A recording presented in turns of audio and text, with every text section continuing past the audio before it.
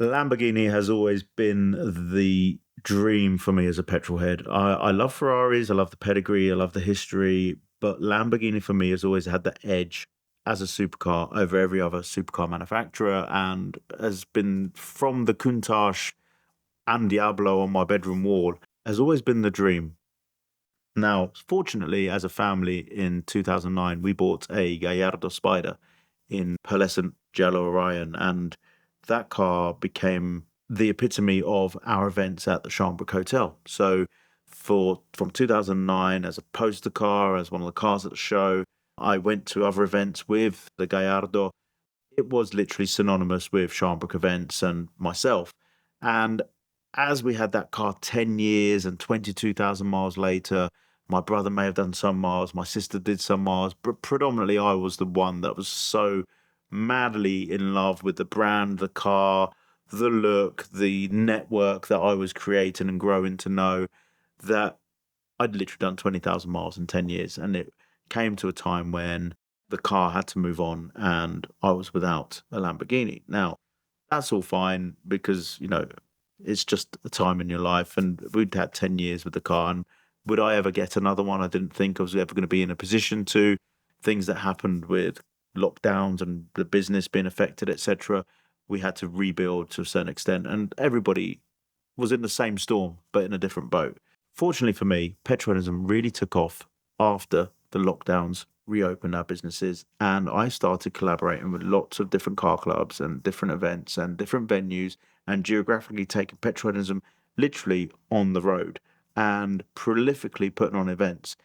The success of these events led to 2021 me being in a position to buy another Lamborghini. Now, for me, it had to be a V12. I had this number plate for 10 years on my wall, UFO Bull. I'd bought it for £250 from the DVLA, the cheapest number plate I've ever bought, but it literally spelt out UFO Bull.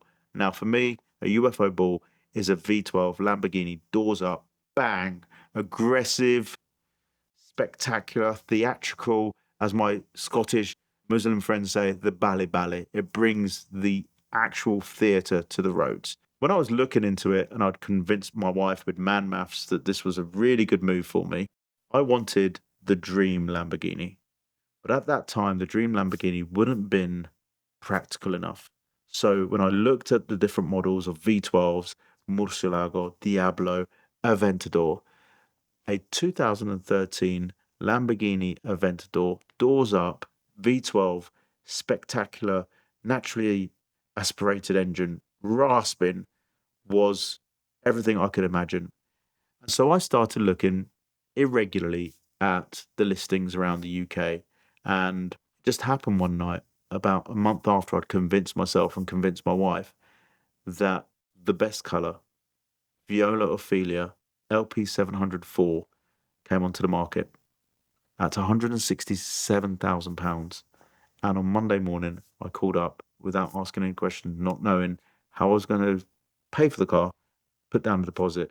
That was an amazing car, but 10,000 miles later, as you all know, it caught fire, and we know now that the leakage was an evap failure, and with the fuel tank being full and overfilled, the fuel vapors ignited and caused the fire. I was lucky enough that that had a agreed value with the insurance of £190,000, and that was fully paid out. And I'd already put a deposit, knowing that the payout was coming, on another factory finished full carbon fiber LP704 from Cayman's International. That car had literally just had a full service from a Lamborghini dealer. And when I collected the car, I drove it away with the biggest smile on my face with my eldest daughter next to me, as she had been when we collected Viola Filia, enjoying this extravagant moment of being back behind the seat after so much disappointment, heartbreak, and anxiety, not knowing if the insurance would find a reason for not paying out.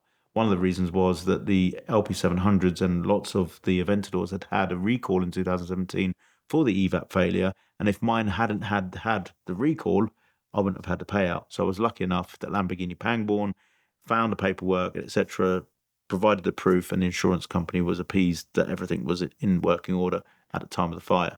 Also, the anxiety was whether I'd listed all the modifications and exhaust modification as well as the wheels, etc. And I'd done everything perfectly well, and the insurance company were happy. So with that money, I bought the new silvery blue, beautiful Aventador. And as we drove from the dealership, literally 20 minutes after leaving the dealership, a rock that size rolled out in the fast lane of the M1 and went under my car, split the tyre, and scratched the side of the car. Jaguar F-Type, 2 cars in front of me, had swerved, but I'd seen this too late, and we'd both had damage to our cars. So the car was then parked up by the side of the road while we waited for recovery, and Carmen's brilliant to say we'd come and collect it, but we had events to do. We had Nebworth coming up. So I said, no, I'll take the car home. I've got a new tyre arranged. I've got my transport guys on their way. We'll take care of it. Appreciate it. But we've got this problem with a scratch up the side of the car, and I've got the car being displayed this weekend. So then we worked with another graphics partner to put petrol headers in to cover up the scratches to deal with later. And we had a tyre fitted, so the car is all tickety-boo. We did attend an event on that Saturday, and that was a great event for my friends at Warman Wheels. And on the way back, drove back for 2 hours with my daughter in the sunshine, brilliant drive. And then that night, we were going into London for a promo drive for our Nebworth event. Unfortunately, when I pulled into Toddington Station to meet all our ambassadors and friends and members that were coming along for the drive with us, the rattle from the V12 was horrific. I didn't want to believe it to begin with, but it was absolutely horrific. The timing chain clearly wasn't in a good place, and the engine literally just shouldn't be running. So I called up my friends at Supercar Service, 10 p.m. on a Saturday night. I said, look, I've got somebody coming to transport the car. I need to get this to you. Something's not right. The way things transpired, the engine, while it was at Supercar Service running to try and be diagnosed, went bang, and a hole appeared in the side of the engine case. So the engine was, as my friend Matt Armstrong would say, very bad. Spoke to Kymans, and they were brilliant. The car had just been fully serviced, so nothing I'd done wrong with the vehicle. Something had gone wrong, but Gary and the team there said to me, Ciro, we can get it fixed, or you can have your money back. Rewind to the fact that I'd done man maths to convince my wife this was a great thing I was doing, what with a first Lamborghini Aventador, which then caught fire, to a second Lamborghini Aventador that then blew up. Well, she sat me down, as she does at times, and brings me feet firmly on the ground and explained I need to take a break from Lamborghinis, get the money back, take the refund, and just move on and have a break from Lamborghinis. Obviously, me and Lamborghinis right now are not mixing well. So that happened. Kymans were absolutely amazing in the processing of it, and we've remained friends. And it's just one of those things that have happened. The car was an amazing car, but obviously something wasn't right with that engine, and it happened to me. So took a break, and I've watched a lot of Ed's videos, and I came into looking for another car around May time, because when the show season starts up, and me being who I am with my petrol hedonism and my events and attending other events, I like to support events with something special, and it had to be a Lamborghini. I started looking around, and locally, Matt Skelton, a boxer who lives locally, had this Lamborghini Gallardo manual in Calum Blue for 14 years, and he'd iterated to me that it was time for it to move on. So I don't know how this happens, but my brain then takes over and says, why don't you call Matt and say, is he willing to sell it? Is he still looking to sell it? And so we spark up a little message, and we do a deal. And the next thing, the car's on my driveway, manual Gallardo, which drove amazing. First port of call, take it to Supercar Service. Raj looked over the cars, BC Racing coilovers, sent us those to have those fitted. EBC brakes, big brake kit with two-piece floaters fitted to the car. And I got the wheels refurbished to give the car a new, fresh look. Had no idea the car then looked exactly like Ed Boleyn's Kimmy the Prostitute Gallardo that he'd had featured in episodes way before. And as I released the car at Supercar Fest to say, check out my new Lamborghini, I was getting comments saying, is this the prostitute's car? It literally looked identical. I had no idea when I changed the wheels from silver to bronze that that's what the car looked like. But that was brilliant, because then myself and Ed had a conversation, and it was just hilarious how things had transpired to get us to where we were. The Gallardo was a stepping stone, and it was always going to be a stepping stone, because if we go back to my dream Lamborghini, it was always the Murcielago manual. Now, with Matt Armstrong building his manual Murcielago with so many top tier creators now buying into manual Murcielagos, as well as Ed Bolian himself, the uppermost aficionado of Lamborghinis for me, inspiring me more and more to acquire the Lamborghini Murcielago manual. The Gallardo was a stepping stone. I thought if I have this for a couple of years and if things keep growing the way they are and the success and keeps building, I'll be able to grab one of these one day soon. It couldn't have happened at a worse time. I just bought the Gallardo, we just released the Gallardo, and then this car came up on collecting cars, and it was a car that resounded with myself. And I didn't know it was listed, but the previous owner sent me the details. Rewind 8 years, and I had a 348 manual, and he owned this Murcielago. And we met up, and he wanted to drive the 348. I wanted to drive the Murcielago, and we went out and went for a jaunt together. And that was an amazing day, which stayed ingrained with me of my experience of driving my dream car 8 years previously. He'd sold the car on, and now it had gone to market after the previous owners had looked after it. It had high mileage, but the book of service and maintenance was a stack. I knew from Sandy how well it'd been looked after. He'd informed me that the new owners had done a stack of work to it to keep it tip top as well. When the car came up, I had an upper limit, and I went to that limit and I got the car for £150,000, which when I spoke to my friends Ed or Freddie Tavares or Matt, £150,000 for a mint 2005 6.2 pre-LP coupe was phenomenal price, especially with the price of Murcielagos in the US, topping 500k plus. So for me, I again did man maths and convinced my wife that Blue Gallardo was to go. And once that had gone, the Murcielago would land. And I bought the vehicle, had it shipped to Cayman's for pre-inspection and preparation for the handover. And then I put the Gallardo on the market. Went on holiday, came back from holiday, and prior to the British Motor Show, which myself and Sam Hard work very well in partnership with the show, and we present at the show and have our big Petroheadism Zone area, we were going to launch the Murcielago at the British Motor Show and have it on with the collection from Cayman's and put it on display at the British Motor Show. When I first got back from holiday, I'd bought it unseen from collecting cars, had it delivered to Cayman's. It was a month before I'd actually seen the car. And that moment at Cayman's was exactly the same way it was when we picked up the Gallardo Spider in 2009, exactly the way it was when I picked up Viola Ophelia in 2021. We pulled the cover off, and there it was with my number plate and gleaming. The condition of it was fantastic. The interior for a car with 53,000 miles was cleaner than the interior on the Gallardo when it had 22,000 miles of my butt in that seat. When we'd sold it, the bolster needed redoing and all sorts. So the Gallardo is now on the market.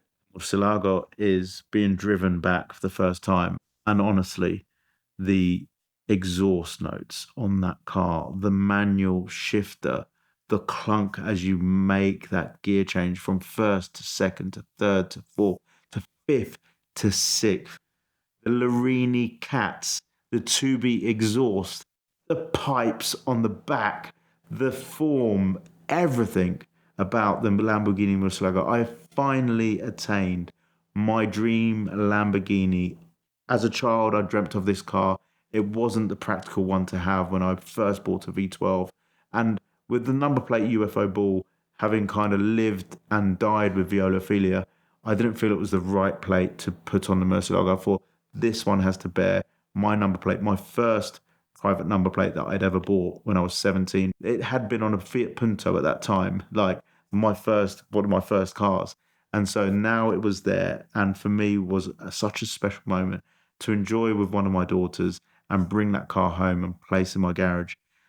For me, the Lamborghini Murcielago is such an occasion, and it's become so revered around the world with Lamborghini owners, with supercar fans. This car is an occasion when you take it to an event. And for me, I'm not driving it as frequently as I did with Viola Ophelia. For me, I want to retain that special occasion each time I experience her. So I have other cars, fortunately, that I can take to events, that I can take to my own events or support other events with. Whenever I open that garage and I see the glimpse of the yellow, my own heart flutters. And it's been amazing to have people reach out through Instagram, YouTube to tell me what that car means to them, even more so than Viola Ophelia meant to people. So, whilst I did drive Viola with a little bit of aggression sometimes, we completely modified nearly every corner of Viola. With this Murcielago, for me, other than the upgrade on the brakes with the two-piece floaters by EBC Brakes, everything else will remain as it is because she came from the factory as a Lamborghini goddess and she will remain as a Lamborghini goddess. I think the stereo system needs an upgrade just so that I can have CarPlay and drive safely around the roads. I'll keep the original, of course, so it can be put back to factory. But right now, we've had so many photos and videos. The car was invited to be on the entrance plinth of Autosport 2024 in January. Continental Car Club made me a Top Gear-esque video of me driving the car from Caffeine and Machine, an interview with me about the car. It's unreal what a car can mean to people. And whilst the Murcielago itself, whether it's e-gear, whether it's manual, the design of it, the SVs, the LP640s, they are all phenomenal V12 machines. This pre-LP manual for me is the pinnacle. If we go back to the stolen Diablo story that I've told here on VINwiki before, that was the 6-litre VT, which was completely different to the other Diablos. The chassis became the form for the Murcielago. That car led to my car.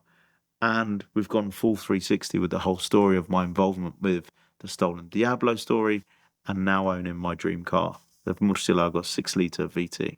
And thank you, Ed, for the inspiration. And thank you to all the other content creators like Stradman, like Matt Armstrong, like DDE, that have given us the inspiration to own our Murcielagos.